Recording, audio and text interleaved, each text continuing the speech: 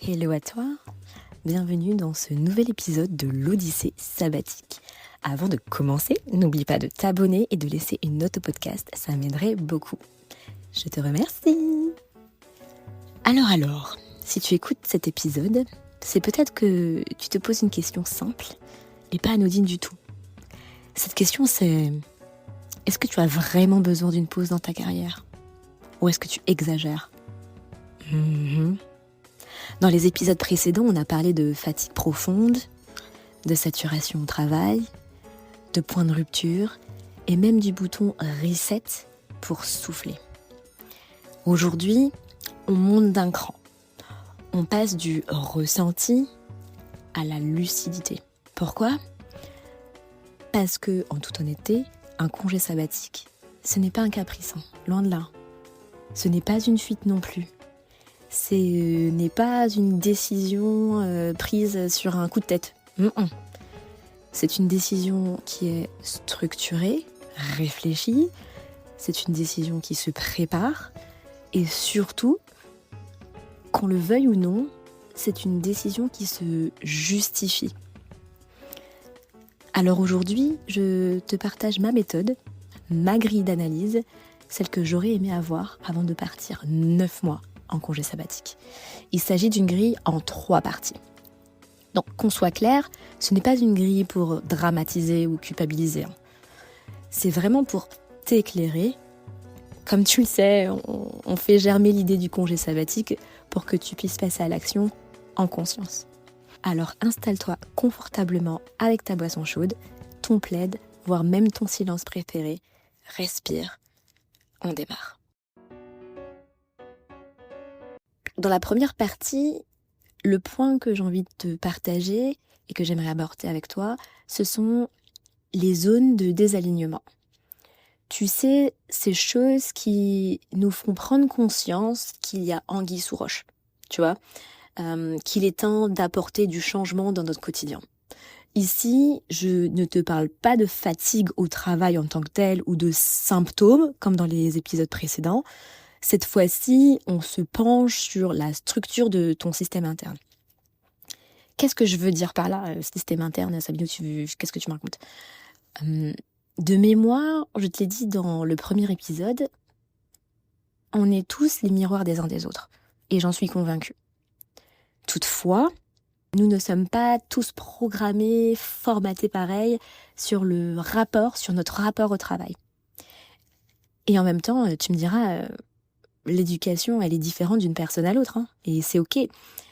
Elle peut être similaire d'une certaine manière, mais bon, c'est pas forcément le cas. Et quant à la personnalité, m'en parle pas, tu peux passer du coq à l'âne, tu vois. Ne serait-ce que, imagine-toi dans une salle de réunion, tu peux avoir un T-Rex, un lion, une souris, you name it, tu vois. Et c'est là que tu me dis, ok Sabinou, on a l'image en tête, ton désalignement, il sort d'où ?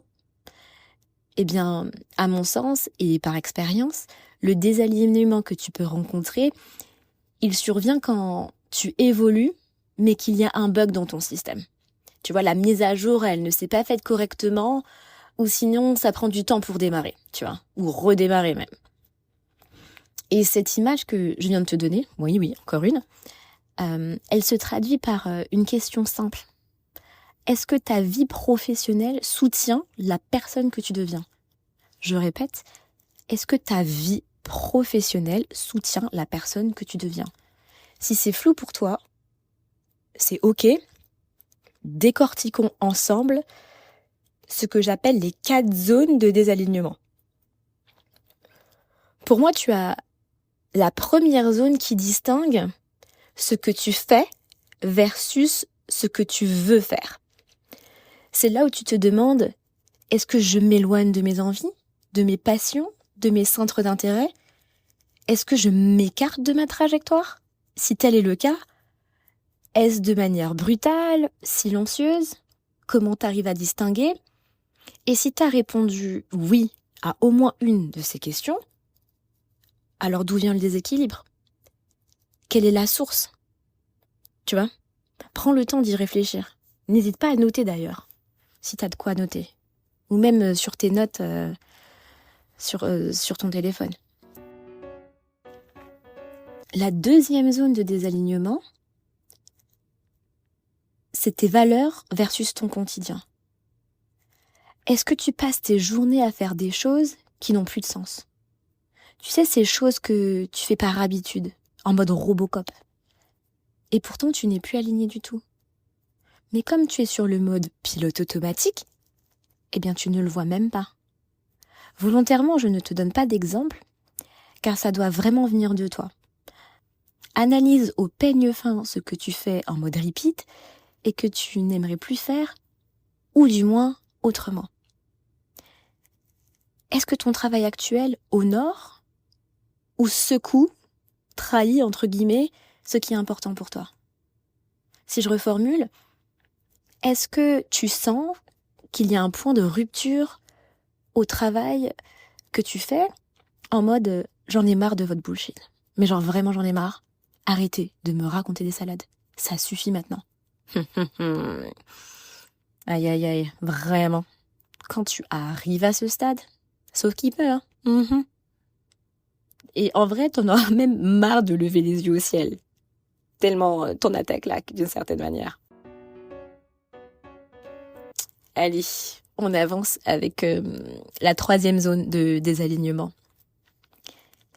Tes limites personnelles versus les exigences du travail. Pour moi, c'est la zone du discernement plus. C'est là où tu te dis, est-ce que mon métier prend plus de place que ce que je peux donner?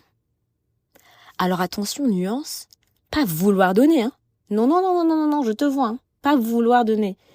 Mon point, c'est pouvoir donner. Car tu peux vouloir, hein. Ah. Très cher, tu peux vouloir. Mais si ton système interne ne peut plus, si ton programme a atteint ses capacités maximales, bonjour l'angoisse.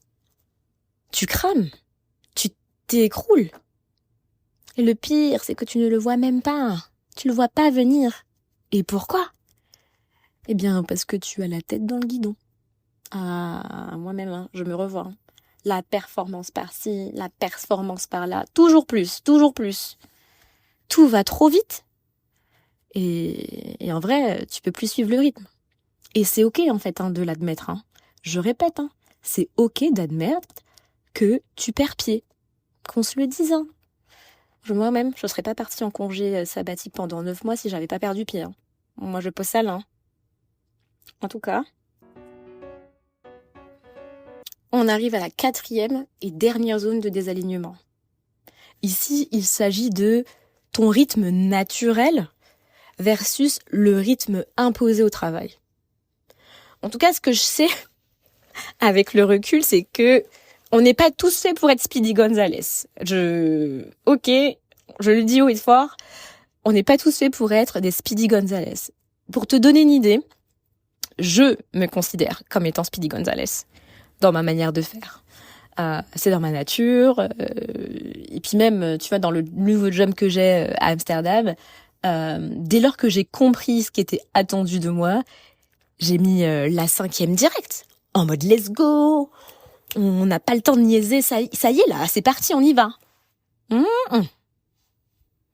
comme nous sommes pas tous des Speedy Gonzales, dans des environnements qui normalement vont vite, eh bien je peux te dire que j'ai rétrogradé en 3e bien vite. Hein. Je peux te dire que ça fait tout drôle. Hein. Mais j'ai dû adapter mon rythme naturel au rythme imposé. Être agile, tu vois. Maintenant que tu as l'image en tête, que tu as compris l'idée, dis-toi que c'est dans cette zone de désalignement que tu te demandes, est-ce que tu es forcé d'être rapide quand tu aurais besoin de lenteur, ou l'inverse? Est-ce que tu as l'épée de Damoclès sur ta tête pour être dispo tout le temps, alors que tu aurais besoin d'espace? Est-ce qu'on te pousse à performer plus, quand en fait tu aurais besoin de lever le pied? Tu vois? Pour clôturer cette première partie de la grille d'analyse, garde en tête que, net, le désalignement, ce n'est pas un drame en soi. Hein. Vraiment pas. C'est pas la fin du monde, c'est pas grave. moi-même, je peux me retrouver à nouveau dans ces zones de désalignement parce que j'évolue, tout simplement. Et c'est OK. Le principal, c'est de discerner tes zones de désalignement avec lucidité et en conscience. Tu vois ? Et en fait, c'est là que tu me dis, bah OK, ça c'était la première partie, mais qu'est-ce qu'on a d'autre dans cette grille d'analyse option congé sabbatique ? Eh bien, dans cette deuxième partie, j'aimerais aborder avec toi des éléments qui montrent que potentiellement, t'es en train de te perdre. Je dis ça avec beaucoup de douceur parce que je suis passée par là. Quand tu as besoin d'une pause dans ta carrière, il y a des phénomènes qui commencent à se produire. De un, tu n'aimes plus ce que tu aimais. En gros, les tâches que tu trouvais stimulantes auparavant, elles deviennent mécaniques. Donc en fait, flemme, tu t'essouffles. Tu te reconnais moins. Ce que j'entends par là, c'est que tu sais naviguer dans les eaux troubles au boulot, t'as bien appris à le faire, t'as peut-être même, je dirais, ton permis bateau dans ton expertise. Par contre, tu mets des pansements sur ta bouée de sauvetage pour pas te noyer. Tu vois la nuance ? Et à ce stade, la paix d'esprit, ciao bye, elle est aux oubliettes, tu vois ? Un autre point, c'est tu deviens un peu ton métier. Tu vois ? C'est un autre exemple que j'ai remarqué. Si on te demande qui es-tu aujourd'hui, tu nous sors la litanie, je suis manager, je suis head off, je suis la personne qui gère, tatati, tatata. Et là encore, on est dans la performance, tu vois ? Tu ne sais plus ce que tu es quand tu enlèves ton titre. C'est calqué, tu vois, c'est imprégné. On est loin du aujourd'hui, je me sens libre, je suis alignée avec mes choix, je suis en paix avec moi-même. Tu vois la diff ? Puis enfin, on a un dernier élément que j'appelle tu vis en réaction, pas en création. C'est le dernier pour la route dans cette deuxième partie. J'ai fait ça longtemps. J'ai fait ça longtemps en plus, hein. Je t'explique. Tu vis en réaction, pas en création. C'est quand tu éteins des feux, mais genre tout le temps. Tu encaisses, mais c'est constamment. Tu ne crées plus. C'est dans le sens où tu mets tes activités de côté car tu éteins encore les feux à 20h30. Et je souris parce que je me vois le faire il y a encore 2 ans, hein, tu vois. Tu fais nocturne en fait. Donc tu mets où la séance de pilates en studio dans le centre de Paris ? La dernière séance, elle est à 20h. Donc en fait, les calculs, ils sont pas bons. Donc attention encore, hein, tu vois, ici, je caricature, mais on est dans le cas où tu perds le sens des priorités. T'es dans un tunnel, un point de rupture, tu manges boulot, tu bois boulot, tu penses boulot. Et si c'est ça, sache que je te vois, hein. T'es pas seule. Moi-même, je suis passée par là. Et vraiment, j'insiste, hein. Et ça, là, c'était la norme avant. Donc pour changer tout ça, j'ai choisi de poser mes intentions. Tu vois ? Et c'est là où, pour moi, c'est une transition parfaite vers la troisième partie de la grille d'analyse. C'est vraiment identifier, poser les vraies intentions derrière ton envie de poser dans ta carrière. Au début du podcast, je t'ai dit, qu'on le veuille ou non, la décision de prendre un congé sabbatique, ça se justifie. Et en fait, qu'on se le dise, hein, ton employeur sait que le congé sabbatique se décide rarement pour une seule raison. Ton employeur, il voudra forcément comprendre pourquoi tu veux prendre ton congé. Et en toute honnêteté, le plus souvent, on retrouve des raisons qui sont, je dirais pas issues d'une checklist, parce que en soi, les raisons, elles peuvent varier d'une personne à l'autre. Elles peuvent se retrouver facilement. Tu vois, le plus souvent, on retrouve les raisons suivantes. Je vais te les énumérer. Si tu veux noter, libre à toi. 1, tu veux prendre de la distance pour respirer, pour te reconnecter à toi-même. 2, tu veux retrouver de l'espace mental. Et à plus forte raison, t'en as marre, t'as bout. Tu es en quête de sens. Tu n'es plus aligné avec ce que tu fais. C'est un peu ce qu'on se disait tout à l'heure. Ton cerveau, il n'a plus de marge. T'es saturé, il est en PLS, SOS. Tu te rappelles le salamèche et la flamme? On y est là. Ou sinon, t'es en transition. Et c'est possible aussi. Il y a une page qui se tourne, mais tu sais pas encore quel chapitre écrire après. Donc, tu cogites. Ou sinon, tu veux réévaluer ta vie, tu es prêt, tu fais le point sur tes priorités, ce que tu veux vraiment pour toi, et le prochain chapitre. Ou sinon, tu as besoin de renaissance.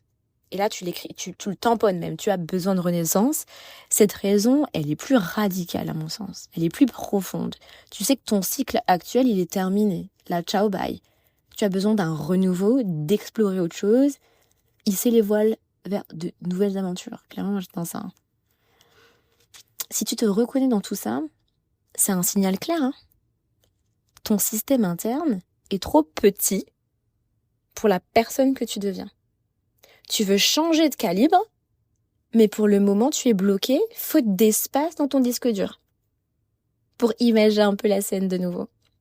Et si c'est ça, en vrai, pas de panique. Prends le temps de choisir les intentions qui te correspondent avec lucidité et honnêteté. Garde bien en tête, tu n'exagères pas. Tu as le droit de faire cette pause dans ta carrière.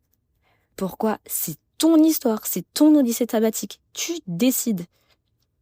Et ça, sache que ça se ressentira dans ton storytelling quand tu feras ta demande de congé sabbatique à ton employeur. Tu vois? Alors si, en écoutant cette grille, ma méthode, si tu t'es reconnu dans une case, voire plusieurs, sache que c'est OK. D'ailleurs, s'il y a une phrase qui t'a marqué, note-la. Prends-le comme ton point de départ. Prends-le comme un début de clarté. Parce qu'en soi, la clarté, c'est toujours le premier pas vers la liberté. Je dirais même la paix intérieure. Garde bien en tête, un congé sabbatique n'arrive jamais par accident. C'est une réponse mature, c'est une réponse réfléchie, c'est un retour vers toi et tu n'exagères pas. Alors bravo à toi de te choisir, hein. Déjà ça, bravo à toi. Aïe aïe aïe, c'est déjà la fin de ce 4e épisode. Merci d'avoir été là. Merci de t'écouter. Merci de marcher avec moi dans cette odyssée sabbatique intérieure. Et si cet épisode t'a parlé, partage-le à quelqu'un qui vit avec un compte à rebours dans la tête.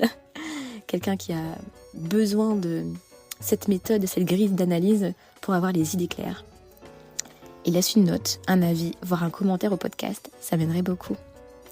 Avec paix et douceur. Ciao!